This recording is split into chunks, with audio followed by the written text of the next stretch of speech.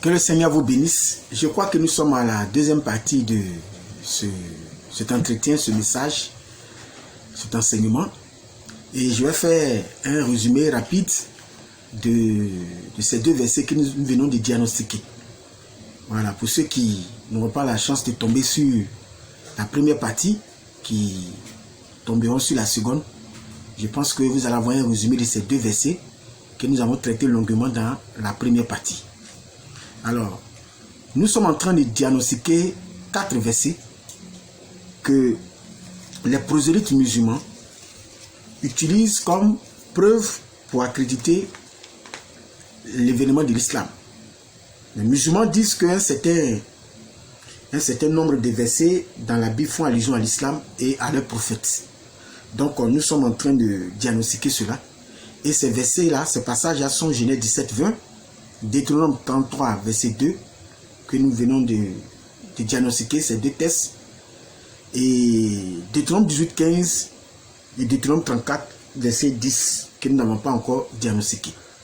Mais pour permettre à ceux qui tomberont sur cette seconde vidéo d'être dans le bain de la chose ou d'être dans le contexte, je suis obligé de faire un petit résumé, c'est-à-dire faire un résumé rapide sur ces Genèse 17, 20 et Deutéronome 33, verset 2. Alors, dans Genèse 17, 20, la notion de grande nation est utilisée par les prosélytes musulmans pour accréditer la thèse que ces grandes nations signifient un peuple en possession de la loi de Dieu. Et nous avons démontré que c'est faux. Et nous avons montré que l'expression grande nation n'implique pas un peuple en possession d'une loi ou d'une prophétie de loi concernant la loi. Et nous avons lu cela, nous avons lu par exemple le texte de Deutéronome 11, verset 23, pour démontrer que Dieu a dit dans Deutéronome 11, verset 23, que Israël sera maître des nations plus grandes et plus puissantes. Et nous avons montré que le fait d'être grande nation n'a qu'une seule signification, et cette signification-là est numérique. Le fait de parler de grande nation, c'est numérique, c'est économique. Grande nation peut être économique, territoriale ou numérique. Mais rattacher grande nation à un événement spirituel, cela n'a aucun sens. Et nous avons démontré que grande nation se réduit uniquement à son sens de un peuple numérique, c'est-à-dire nombreux, à un peuple économique et, si vous voulez, géographique. Ça ne s'arrête que là. On ne peut pas rapporter grande nation à un peuple spirituel. Voilà. Alors, et nous avons démontré que, en fait, Ismaël est mentionné comme un complément, un ajout, ou si vous voulez, un appendice dans la bénédiction d'Isaac. Et nous avons lu Genèse 21, verset 12 à 13, où nous avons démontré dans Genèse 21, verset 12 à 13, que Ismaël est une bénédiction dans la bénédiction d'Isaac. Que Ismaël n'occupe pas la place prééminente. Puisque parlant d'Isaac, la Bible dit que Isaac est la descendante propre, la postérité propre d'Abraham, dans ce texte de Genèse 21, 12 à 13. Mais parlant d'Isaac, d'Ismaël plutôt, le texte parle d'une postérité. Tout court, ça s'arrête là. Et dans le texte, nous avons vu que Ismaël occupe la place secondaire, mais qu'Isaac occupe la première place dans le choix de Dieu. Et nous avons par là montré que ce n'est pas grâce aux Ismaélites qu'Abraham sera fameux ou célèbre, mais grâce aux descendants d'Isaac, selon Genèse 48, verset 16. Et nous avons, par la grâce de Dieu, lu cela. Et nous avons montré que l'alliance avec Israël est une alliance éternelle.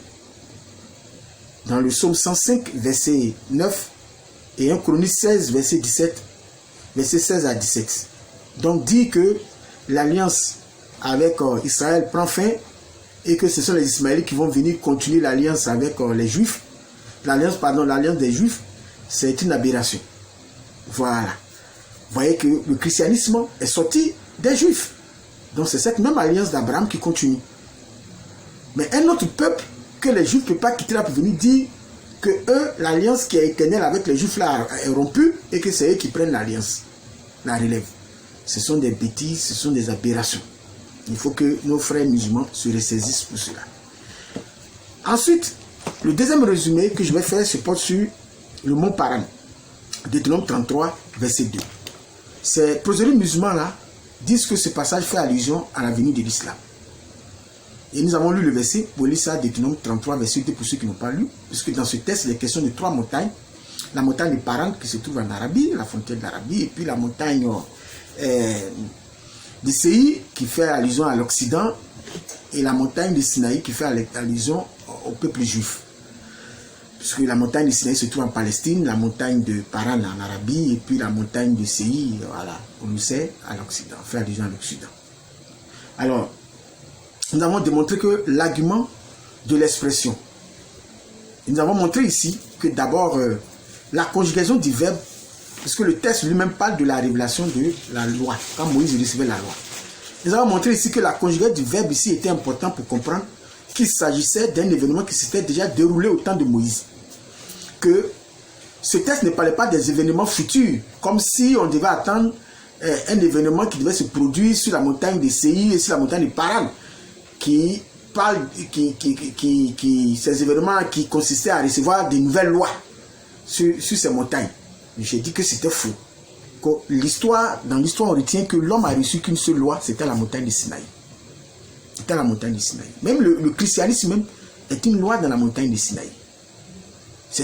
Le christianisme était déjà dicté, était déjà tout ce que Moïse a reçu, on y trouvait déjà le christianisme. Venez dire que la montagne de Séir, la montagne de Paran devaient recevoir à eux aussi leur révélation, ce sont des aberrations. Ce sont des choses qui ne tiennent pas debout. Ce sont des choses qui ne tiennent pas debout. Ces peuples-là ont refusé Dieu jusqu'à ce que le Mashiach arrive.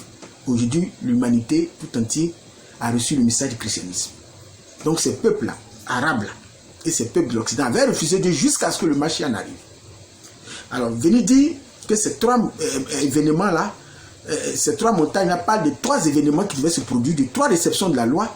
Je suis désolé. Parce que quand vous lisez la conjugaison du verbe dans ce chapitre 33 de Deutéronome et le verset 2, vous vous rendez compte automatiquement qu'il était question d'un événement qui s'est déjà produit. Et je répète, j'insiste dessus. Faites attention à la conjugaison du verbe. Cela est passé. Ça parle d'un événement qui s'est déjà produit. Un seul événement, unique événement qui s'est produit à la montagne de Sinaï. Mais la raison pour laquelle les 2 autres montagnes ont été mentionnées dans ce texte, c'est-à-dire la montagne de Séir et la montagne de Paran, je l'ai expliqué déjà dans la première partie. Donc je vais me permettre de résumer cela rapidement ici. Voilà. Donc l'argument de l'expression « il resplendit au mont Paran » est facilement réfutable. Il resplendit au passé, comme je l'ai dit. Si l'écriture avait employé le futur, c'est-à-dire il resplendira, comme on appelle à la montagne de Paran, alors ces proselytes musulmans auraient eu un semblant de vérité de leur côté. Cependant, l'utilisation du temps passé ici, qui est du verbe qui est il resplendit, démontre que cette expression désigne un événement qui a eu lieu. Un événement qui a eu lieu, à savoir la théophanie, la révélation de Dieu sur la montagne de Sinaï. Et j'explique maintenant pourquoi est-ce que ces 2 montagnes ont été fait mention à côté de la montagne de Sinaï. J'explique que lorsque Dieu était sur le point de descendre, de se révéler sur le mont Sinaï, la lumière divine n'est pas descendue tout à coup comme un coup de foudre. Mais cette lumière est venue doucement, se manifestant progressivement, d'abord du haut d'une montagne, puis d'une autre montagne, jusqu'à ce qu'il atteigne cette lumière divine-là, cette présence de Dieu, atteigne sa demeure qui est Sinaï. Atteigne sa demeure qui est Sinaï. Et ce que je viens de dire là, est explicite dans le verset, lorsque vous lisez le verset, puisqu'il est dit, Dieu est apparu, j'ai lu le texte même, Dieu est apparu depuis Sinaï. Après que sa lumière ait régné sur Séir pour eux, et il resplendit au mont Paran, Deutéronome 33, verset 2. Vous pouvez lire cela. Donc, remarquez que l'expression pour eux se réfère à Israël d'abord. Et nous pouvons aussi lire dans Juge 5, verset 4 à 5, que Déborah, dans son cantique, explique le bon ordre des choses, en montrant qu'en fait, la lumière divine, cette présence de Dieu, cette Shekinah, est partie d'abord de Paran, puis Séir, et enfin a trouvé sa demeure à Sinaï. Lorsque nous avons Habakkuk 3, verset 3, Habakkuk montre aussi le bon fonctionnement, le bon ordre de ce départ de Dieu. Il dit que c'est parti de la montagne de Paran, Séir, et puis enfin arrivé à Sinaï. Et nous savons que les prophètes se complètent. Déborah est partie de Séir pour montrer que la lumière est partie de Séir dans Juge 5, verset 4 à 5, pour lire ça à la maison. Partie de Séir pour arriver à Sinaï. Mais ce que Déborah a sauté, Habakkuk a rattrapé cela en montrant que en fait la lumière est partie de Paran et est arrivée à Séir et enfin à Sinaï. Donc Moïse, pourquoi Moïse n'a pas donné cela dans le bon ordre? C'était pour mettre plus en exergue la montagne de Sinaï, l'événement qui s'est produit à Sinaï. Et cela a toute notre explication que peut-être dans d'autres vidéos je vais apporter plus la démonstration. Alors, lorsque nous lisons le psaume 68, verset 17 jusqu'au verset 18, nous avons compris que il y a une montagne qui s'est beaucoup opposée à la montagne de Sinaï, à l'événement qui s'est produit à Sinaï. Et Dieu, dans le psaume 68, verset 17 à 18, s'est prononcé sur ces deux montagnes-là, qui se sont plaints du fait que la lumière divine les a traversées, c'est-à-dire a traversé la montagne de Séir et la montagne de Paran pour aller demeurer à la montagne de Sinaï. Dieu répond à cela. Je relis le texte lui-même pour que vous compreniez mieux. Psaume 68, verset 17, je lis à 18. Voilà. Pourquoi montagne aussi nombreuse avez-vous de l'envie contre la montagne que Dieu a voulu pour résidence? L'Éternel n'en fera pas moins sa demeure à perpétuité. Vous voyez, Dieu en fera de Sinaï, l'événement de Sinaï, sa demeure à perpétuité. Verset 18, les chars de l'Éternel se comptent par 20 000, par milliers et par milliers. Le Seigneur est au milieu d'eux, le Sinaï est dans le sanctuaire. Donc Dieu parle de la plainte de ces montagnes-là, pour dire que pourquoi la lumière les a traversées pour aller résider à Sinaï. Dieu leur donne la réponse ici. Il lui dit, un seul événement retiendra l'histoire, c'est l'événement de Sinaï qui retiendra l'histoire. Parce que dans l'événement de Sinaï, nous avons tout. Nous avons même la mort et la résurrection de Jésus. Et ça, c'est très important. Alors, donc, voilà un peu ce que nous avons dit dans ces deux premiers versets. Et pour terminer, nous allons lire les deux autres versets. On va commencer d'abord avec Deutéronome 18. Et nous lisons Deutéronome 18, verset 15. Je lis le texte, Deutéronome 18, verset 15.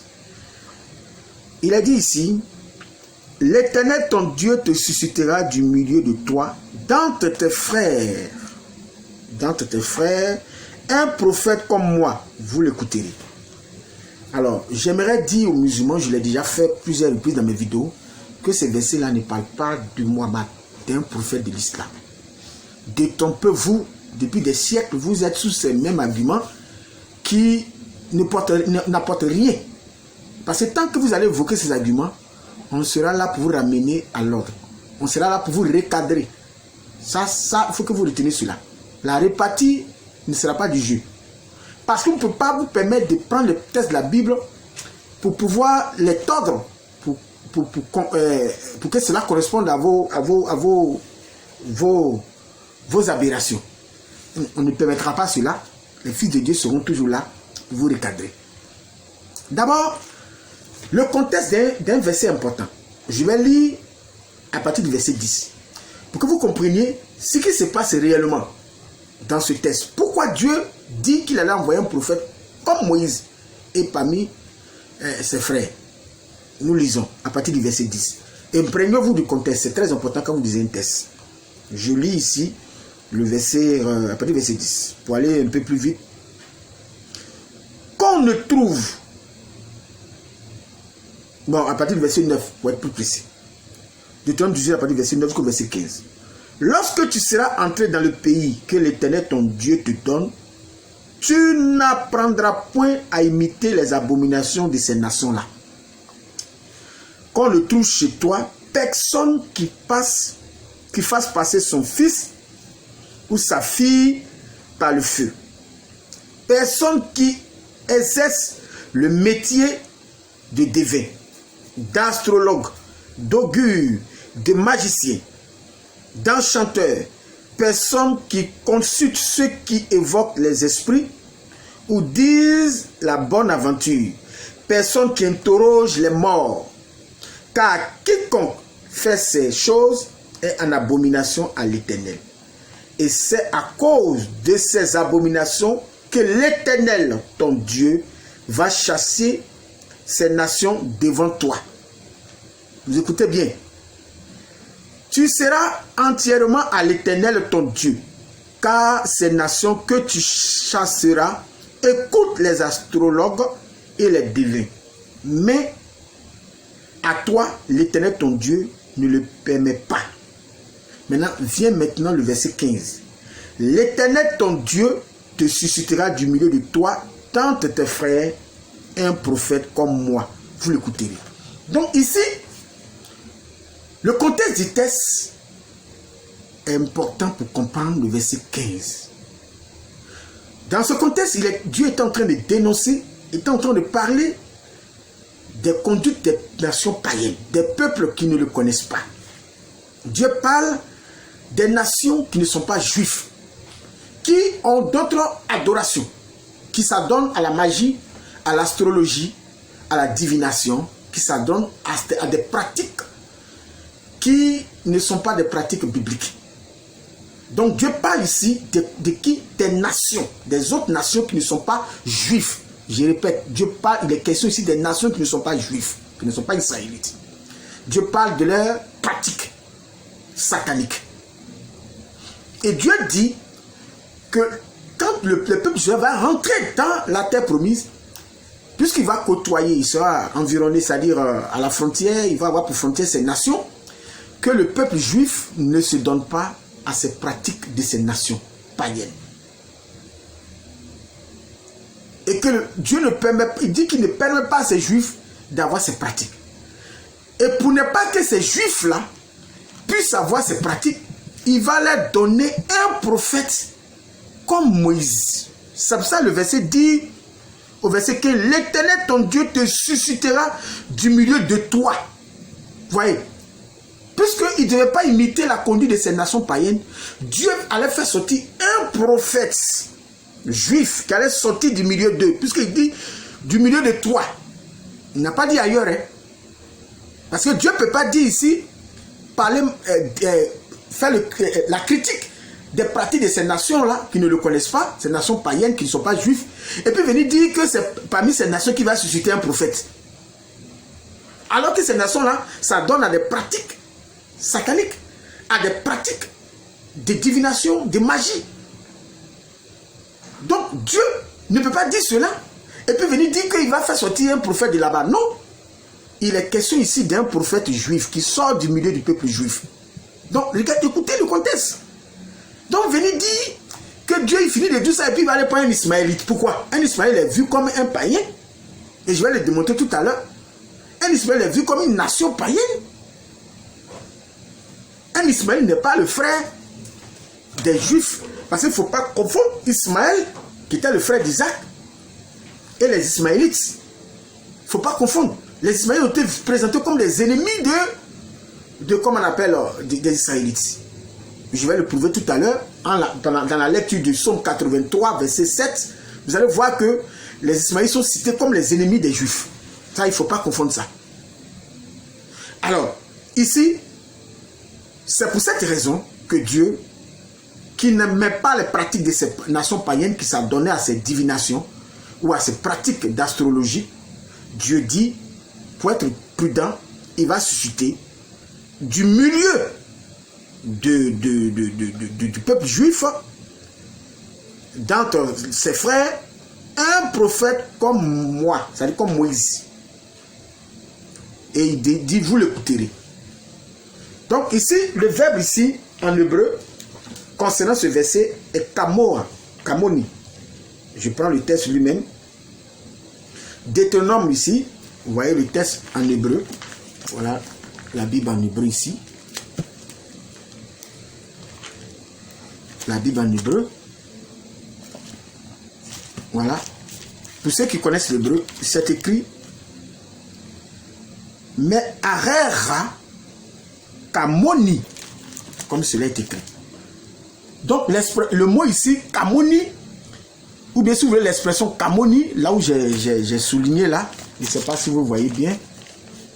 Pour ceux qui, je le mets pour ceux qui connaissent l'hébreu, vous pouvez vérifier. Kamoni, l'expression kamoni ici parle de comme moi. Moïse dit, puisque c'est Moïse qui parlait, Dieu va soutenir un prophète comme moi.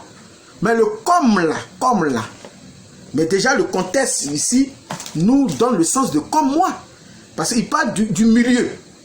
Au moment où Moïse il était où? Moïse n'était pas dans les nations, il était au milieu du peuple juif dans le désert. Donc le comme ici a pour sens juif. C'est-à-dire il serait un prophète juif, puisqu'il dit du milieu. Et d'entre tes frères, le verset 2, ici parle présente les autres tribus comme étant les frères. Voilà. Deutéronome 18, verset 2, présente les tribus comme étant des frères. Donc, le comme ici fait allusion à un peuple juif. Fait allusion ici à un prophète juif qui sort du peuple juif. Voilà. Et ce prophète-là, je l'ai déjà dit plusieurs fois, c'est Jésus-Christ. Il a été présenté comme le prophète. C'est-à-dire Dieu dans une chair, dans une chair d'envoyé. Dieu dans la chair d'un envoyé, le prophète, Dieu lui-même. Il est venu dans la chair d'envoyé, parce que Dieu peut s'envoyer. Et les musulmans qui disent que Dieu ne peut pas s'envoyer, qui nous expliquent le texte de Sourate 27, où il est question de Dieu, de Allah dans le buisson ardent qui parle à Moïse. Allah comme un ange, comme un envoyé qui parle à Moïse. Qui nous explique ça? Vous voyez un peu l'hypocrisie des musulmans. Donc, ici, il n'est pas question ici d'une autre personne à part un juif que Dieu allait susciter comme prophète. Et c'est moi-même, je vais dire ça dans Nombre, par exemple, dans le texte de Nombre 20. Il y a certains musulmans qui prennent ça pour dire oui, Édom, c'est-à-dire Ésaü a été présenté comme frère des Israélites. Donc, les Ismaélites sont les frères des Israélites. Encore détrompez-vous. Lorsque je prends le texte lui-même, Nombre 20, il est écrit, Moïse, ici parle, il dit, de Kadès, Moïse envoya des messagers au roi d'Édom pour lui dire, ainsi parle ton frère Israël. C'est Moïse qui parle. Maintenant il dit, tu sais toutes les souffrances que nous avons éprouvées. Nos pères descendirent en Égypte et nous demeurâmes longtemps. Mais les Égyptiens nous ont maltraités, nous et nos pères. Nous avons crié à l'Éternel, au verset 16, et il a entendu notre voix. Il a envoyé un ange et nous a fait sortir d'Égypte. Et voici, nous sommes à Kadès, ville à l'extrémité de ton territoire. Laisse-nous passer par ton pays. Nous ne traverserons ni les champs, ni les vignes, et nous ne boirons pas l'eau des puits. Nous suivrons la route royale sans nous détourner à droite et à gauche jusqu'à ce que nous ayons franchi ton territoire. Édom lui dit, tu ne passeras point chez moi, sinon je sortirai à ta rencontre avec l'épée. Au verset 19, les enfants d'Israël lui disent, nous monterons par la grande route, et si nous buvons de ton eau, moi et mes troupeaux, j'en payerai le prix. Je ne ferai que passer avec mes pieds, pas autre chose. Au verset 20, il répondit, tu ne passeras pas. Et Édom sortit à la rencontre avec un peuple nombreux et à main forte. Au verset 21, ainsi Édom refusa de donner passage à Israël par son territoire. Et Israël se détourna de lui. Vous voyez, ici Moïse, le contexte c'est quoi? Moïse, dans le désert, voulait passer par Édom. Puisqu'ils avaient le même ancêtre. Édom c'est Isaïe. Ils avaient le même ancêtre qui était Isaac. Donc on voit ici que Moïse est appelé comme étant des frères. Parce qu'ils avaient le même ancêtre. Mais vous allez voir par la suite que ces Édomites-là ne vont pas se conduire comme les frères d'Israël. On voit Moïse ici qui fait un compte rendu de ce qui s'est passé. Moïse fait un compte rendu pour dire ils sont descendus en Égypte. Et la prophétie qui a été donnée par Dieu dans Genèse 15, verset 13, où le Seigneur a dit que les enfants d'Abraham, la postérité d'Abraham allait séjourner où? En Égypte. Moïse, il fait un compte rendu ici au roi d'Édom pour dire cette prophétie-là, ce sont les Juifs qui l'ont vécu. C'est eux qui ont vécu la prophétie, qui ont accompli cette prophétie en étant esclaves en Égypte. Maintenant, Dieu est venu, en entendant les prières, Dieu les a fait sortir par des prodiges et des miracles. Puisqu'ils sont dans le désert et qu'ils ont le même ancêtre, qu'ils permettent qu'ils passent les territoires pour aller dans la terre promise. Les Édomites ne se sont pas montrés comme des frères, ils sont montrés comme des ennemis. Et vous avez vu dans la lecture du texte qu'ils ont fait la demande 2 fois. Les Édomites se sont opposés et même sont sortis à leur rencontre avec des épées, avec un grand monde, des grands soldats pour aller les combattre. Moïse, qui ne voulait pas trop d'histoire, a préféré se détourner, chercher un détour pour ne pas passer par le pays d'Édom. Donc vous avez vu ici que les Édomites se sont vraiment montrés comme étant des frères. Bien vrai qu'ils avaient le même ancêtre, mais ils se sont montrés toujours dans la Bible comme des ennemis. Donc on ne peut pas utiliser ça pour dire non, comme les Édomites, Moïse a appelé Édom frère, donc Ismaël aussi est frère. Je suis désolé. Ici, Édom ne s'est pas montré comme un frère, c'est un ennemi. Et il a été tassé d'ennemi. Et pour preuve, je lis le psaume 83. Écoutez bien le psaume 83. Que dit le Seigneur dans le psaume 83?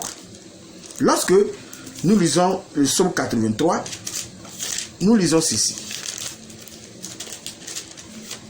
À partir du verset, je vais, pour aller plus vite et pour être plus exhaustif dans ma manière de m'exprimer, je vais commencer à partir du verset 1er. Suivez bien la lecture, parce que la lecture, elle est très importante dans ce genre d'échange-là. Ok. Au cantique Somme d'Azaph, écoutez bien le texte, ici au verset 2. Oh Dieu, ne reste pas dans le silence. Ne te tais pas et ne te repose pas, ô Dieu. Car voici tes ennemis s'agitent. On parle des ennemis de Dieu ici. S'agitent. Ceux qui te haïssent lèvent la tête. Ceux qui est Dieu lèvent la tête. Ils forment contre ton peuple des projets pleins de ruses et ils délibèrent contre ceux que tu protèges. Verset 5. Venez, disent-ils, exterminons-les du milieu des nations et qu'on ne se souvienne plus du nom d'Israël. Ils se concertent tous d'un même cœur. Ils font une alliance contre toi. Maintenant, ceux qui se concertent là, on va voir les noms de ces peuples-là qui se concertent, qui veulent exterminer Israël. Au verset 7, les tentes d'Édom. Vous voyez tout à l'heure, comme je vous ai dit que Édom est présenté comme ennemi dans la Bible d'Israël. Les tentes d'Édom et les Ismaélites. On cite les ennemis maintenant d'Israël. Moab et les Agaréniens.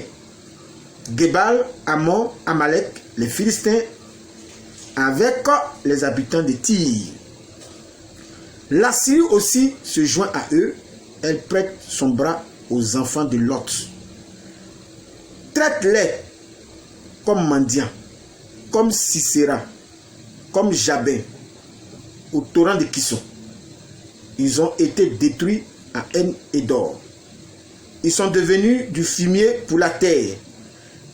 Traite leurs chefs comme Oreb, Zeb, et nous, et tous les princes comme Zeba et Salmona. Vous pouvez continuer. Car ils disent, apparons-nous des demeures de Dieu. Mon Dieu, rends-les semblables au tourbillon, au chaume qu'emporte le vent. Vous pouvez continuer la lecture. Donc vous voyez ici que toute personne qui s'en prend à Israël est ennemi de Dieu. Ici, les ennemis qui ont été présentés ici dans Somme 83 ont été présentés comme les ennemis de Dieu. Et parmi ces ennemis de Dieu là, il y a Ismaël dedans. Donc les Ismaélites ont formé une coalition de l'ONU avec ces nations-là afin de venir exterminer les Juifs. Et ils sont présentés ici comme ennemis. Vous allez beau faire, vous n'allez jamais changer ça.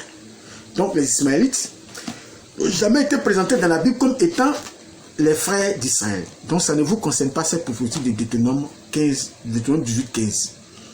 Ensuite, pour terminer rapidement, Deutéronome, nous allons prendre Deutéronome, l'un des versets phares, Deutéronome 34. Deutéronome 34, à partir du verset 10. Je lis. Suivez la lecture. Il n'a plus paru en Israël de prophète semblable à Moïse, que l'Éternel connaissait face à face. Le texte dit il n'a plus paru. Les Juifs disent oui, comme le texte dit il n'a plus paru, donc il ne paraîtra plus de prophète comme Moïse. En Israël, on ne trouvera pas un prophète au niveau de Moïse, du niveau de Moïse en Israël, mais c'est comment on appelle, en Arabie, pardon, qu'on allait trouver un prophète de cette carrure. Mais encore une fois, vous êtes parti à l'école quand même. Faites attention quand vous lisez les textes de la Bible. Ici, le verbe ici, je le lis d'abord en français, avant de le lire en hébreu. Le fait dit, il n'a plus paru en Israël. C'est Josué qui faisait un compte rendu du temps de Moïse, de ce qui s'est passé. Il dit, mais il n'a plus paru en Israël. Le texte n'a pas dit, il ne paraîtra plus. Puisque le texte ici, il n'a plus paru au passé. Le texte n'a pas dit, il ne paraîtra plus en Israël un prophète comme Moïse. Parce qu'il est apparu un prophète plus que Moïse. Jésus-Christ, le Dieu véritable qui était dans la peau ou dans la chair d'un prophète. Je l'ai lu ici, j'ai dit dans Actes chapitre 3, Actes 3, Actes 4, l'apôtre Pierre a démontré que ce prophète dont parlait Moïse là, qui est comme lui là, c'est Jésus. Vous pouvez vérifier cela. Et dans Hébreux 3, il est question de ce prophète qui est comme Moïse. Voilà. Je l'ai déjà expliqué dans d'autres vidéos. Donc ici, il n'a plus paru, on n'a pas dit il ne paraîtra plus. Donc détrompez-vous pour dire que c'est en Arabie qu'il va paraître, ou dans l'islam qu'il paraîtra ce prophète-là. Non, je suis désolé, le texte ne dit pas il ne paraîtra plus. Le texte dit il n'a plus paru. Donc faites attention au texte. Et ce texte rend compte de ce qui s'est passé au temps de Moïse. C'est tout. Le texte ne dit pas qu'il ne paraîtra plus un prophète comme Moïse en Israël. Mais il dit qu'il n'a plus paru un prophète comme Moïse en Israël. Ici, nous sommes ici à la fin du ministère de Moïse. Que Jésus rend compte de ce qui s'est passé. Donc, le texte ne dit pas il ne paraîtra plus. Si le texte avait dit il ne paraîtra plus, un prophète comme Moïse en Israël, là on dira oui, il ne paraîtra plus comme un prophète comme Moïse en Israël. Mais le texte, il n'a plus paru. Il n'a pas dit il ne paraîtra plus. C'est différent. Revoyez votre conjugaison. C'est ce que j'ai à vous dire ce soir. Donc, que notre Seigneur Jésus-Christ vous bénisse abondamment. Et ensuite, il y a un autre verset. Ça, c'est un verset additif. Il s'agit de... Comment on appelle...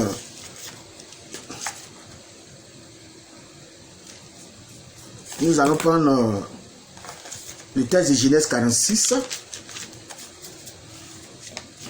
Voilà, Genèse, ça c'est un texte additif que j'ajoute pour Genèse 46, verset 3. Genèse 46, verset 3. Un bonus. Voilà, c'est un bonus que je donne. Puisque les 4 versions étaient analysées. Donc, Genèse 46, verset 3. Alors, nous lisons.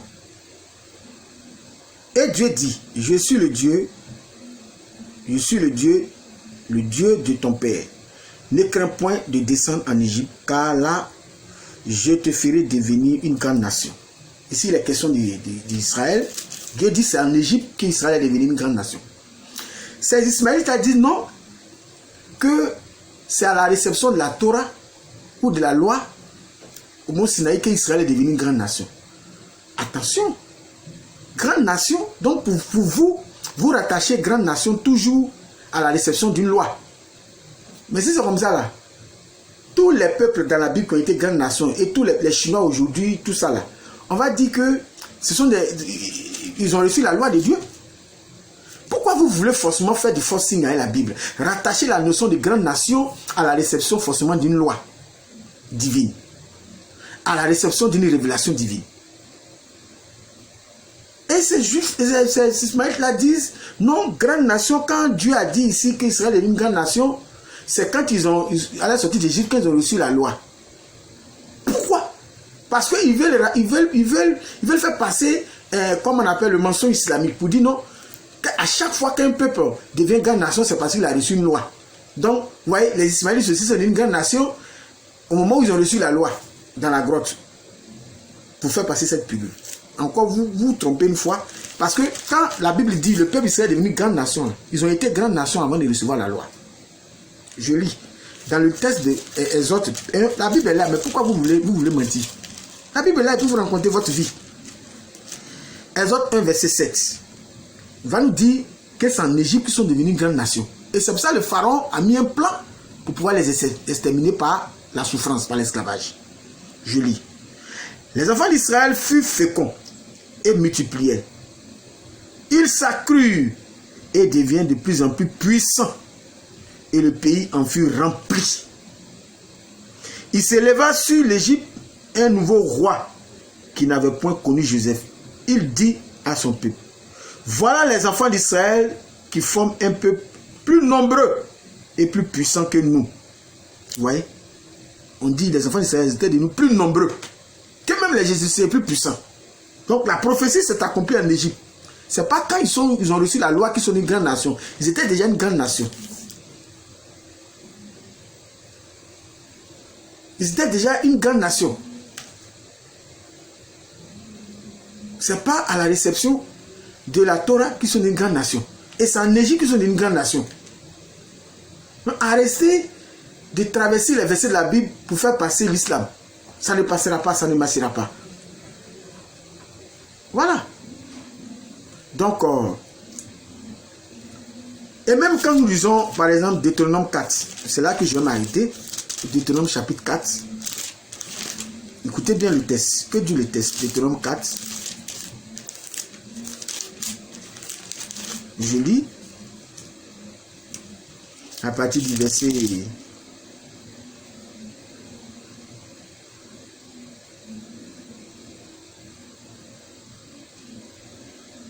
1. Alors, si vous voulez, je vais